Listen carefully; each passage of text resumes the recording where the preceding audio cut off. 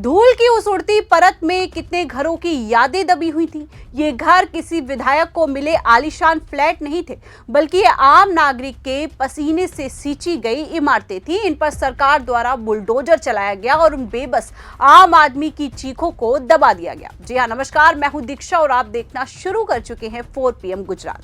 दोस्तों, अहमदाबाद के ईसनपुर लेक क्षेत्र में हुई मेगा ध्वस्तीकरण कार्रवाई ने एक बार फिर शहर की विकास नीति पर बड़ा सवाल खड़ा कर दिया है। सुबह से ही भारी पुलिस बल, नगर निगम की टीम और कई बुलडोजर लेक के किनारे मौजूद थे। देखते ही देखते कई दुकानें, गोदाम, छोटे घर, अस्थायी निर्माण और झुग्गियां ढहा दी गई। प्रशासन का दावा है कि ये सारी संरचनाएं अवैध थीं और लेक क्षेत्र को नुकसान पहुंचा रही थी। लेकिन इस कार्रवाई की कीमत उन परिवारों को चुकानी पड़ी जो वर्षों से यहाँ रह रहे थे और सुबह होते ही वो अपनी पूरी जिंदगी ताश के पत्तों की तरह बिखरी हुई देख रहे थे। जब पहली मशीन ने निर्माण पर चोट की, हवा में उड़ती धूल और लोगों की असहनीय चीखें एक साथ सुनाई दी। कई लोग अपने सामान को बचाने की कोशिश में दौड़ रहे थे, तो कुछ हाथ मुंह पर कपड़ा बांधकर परिवार को सुरक्षित बाहर निकालने में लगे थे। कई महिलाओं ने बताया कि उन्हें सिर्फ कुछ घंटों की चेतावनी दी गई थी। उनका कहना था कि हमारी गलती क्या है, हम तो यहाँ बरसों से रहते आए हैं, अगर गलती थी तो पहले क्यों नहीं बताया गया। उधर प्रशासन का कहना है कि ईसनपुर लेक के चारों ओर लगातार बढ़ते अतिक्रमण ने लेक की जल धारण क्षमता कम कर दी थी। बारिश के समय पानी का बहाव प्रभावित हो रहा था और प्रदूषण भी बढ़ रहा था। अधिकारियों ने कहा है कि शिकायतों और सर्वे के बाद ये कार्रवाई जरूरी थी। वे दावा करते हैं कि आने वाले समय में लेक को नया स्वरूप दिया जाएगा। साफ पानी, हरियाली, पाथवे और लोगों के लिए ओपन स्पेस विकसित किए जाएंगे। लेकिन सवाल ये है कि क्या विकास का अर्थ सिर्फ ढहाना है। स्थानीय निवासियों का कहना है कि उन्हें ना ठीक से समय दिया गया और ना ही पुनर्वास। वे बताते हैं कि यहाँ रहने वाले अधिकतर लोग मजदूरी, छोटे काम या हुनर से घर चलाते हैं। ऐसे परिवारों के लिए एक झटके में सब कुछ खत्म हो जाना सबसे बड़ा संकट बन जाता है। वहीं बच्चों की किताबें, दवाइयां, सामान और घर की बुनियादी चीजें कई जगह मलबे में दब गई हैं। कुछ लोग बिलखते हुए कहते दिखे कि अगर हमें हटाना था तो पहले व्यवस्था कर देते।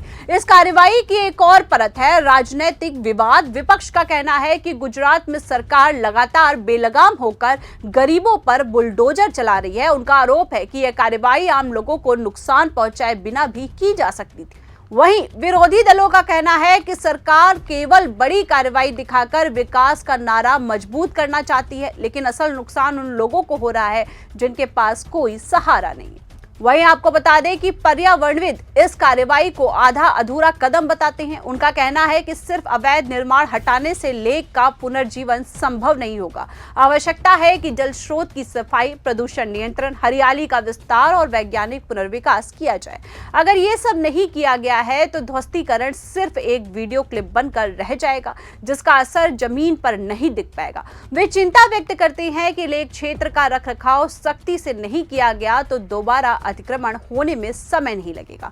कई सामाजिक संगठनों ने इस बात को भी उठाया कि प्रशासन ने जिन इमारतों को अवैध बताया था उनमें कुछ जगह वास्तव में कई वर्षों से आबाद थी। वहां बिजली, पानी, टैक्स रसीदें और पहचान पत्र जारी किए जा चुके थे। ऐसे मामलों में पहले सत्यापन होना चाहिए था। बिना स्पष्ट प्रक्रिया को लागू किए सीधे बुलडोजर भेज देना एक कठोर कदम माना जा रहा है। वहीं आपको बता दें कि लेक्सर पुनर्विकास का दावा सुनने में जितना अच्छा लगता है उतना ही मुश्किल होता है उसे पूरा करना। आने वाले महीनों में यह स्पष्ट होगा कि क्या प्रशासन ने वास्तव में लेक को पुनर्जीवित करने का कदम उठाया है या ये सिर्फ चुनावी दिखावा है। अगर अगले 6 महीनों में वहां साफ सफाई, झील की खुदाई, पैदल मार्ग, रोशनी व्यवस्था, सुरक्षा और हरियाली नहीं दिखी तो ये कार्रवाई बेकार मानी जाएगी। इसी बीच ईसनपुर लेक के किनारे खड़े लोग एक ही बात दोहराते नजर आए, अगर सरकार लेक बचाना चाहती है तो अच्छा है, लेकिन हमारी जिंदगी क्यों बर्बाद हुई। ये सवाल अब शहर की सड़कों से उठकर सत्ता के गलियारों में पहुंच चुका है। प्रशासन के लिए अब चुनौती सिर्फ अवैध निर्माण हटाना नहीं बल्कि खोए हुए भरोसे को वापस पाना भी है। आज इसनपुर लेक की कहानी सिर्फ ध्वस्तीकरण की कहानी नहीं है, ये विकास मॉडल, गरीबों के अधिकार, पर्यावरण संरक्षण और पारदर्शी प्रशासन, इन सब के बीच टकराव की कहानी है। ये दिखाती है कि अगर नीति ईमानदार हो तो बदलाव सकारात्मक हो सकता है और अगर तरीका गलत हो तो जन भावनाओं में चोट पहुंच सकती है। इस पूरी घटना के बाद अहमदाबाद को यह सोचने पर मजबूर कर दिया है कि क्या विकास का रास्ता जनता की आवाज को सुनकर भी तय किया जा सकता है या सिर्फ भारी मशीनों की आवाज ही नीति बनाती है। फिलहाल के लिए इस खबर में इतना ही। ऐसी ही तमाम राजनीतिक अपडेट जानने के लिए आपको बने रहना होगा 4 PM गुजरात के साथ। आप सभी का धन्यवाद। नमस्कार।